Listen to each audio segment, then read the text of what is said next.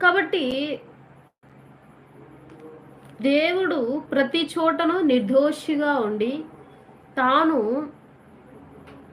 ప్రత్యేకముగా ఉండి, పాపంతో పోల్చుకోకుండా, పాపంలో ఉండకుండా, పాపపు జనంతో సాంగత్యం చేయకుండా, తాను ప్రత్యేకంగా ఉండి, తాను ఉన్న రీతిని ప్రతి ఒక్కరికి చూపించి, తండ్రిని మహిమపరిచే విధంగా తాను జీవితాన్ని తాను మలుచుకున్నప్పుడు, తండ్రి ఫ్రీగా నీకిచ్చేటువంటి ప్రతి ఒక్క కార్యక్రమము, ప్రతి ఒక్క పని, ప్రతి ఒక్క స్థితి నీవెందుకు పొందుకోలేకపోతున్నావు?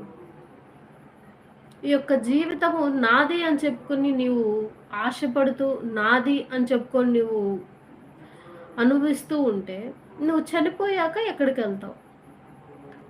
ఈ జీవితం ఏముంది? ఇప్పుడు బతుకుతావు. రేపొద్దున్నే లేస్తావో లేదో అన్న గ్యారంటీ కూడా నీకు లేదు. ఎంతోమంది నిద్రలోనే చనిపోయిన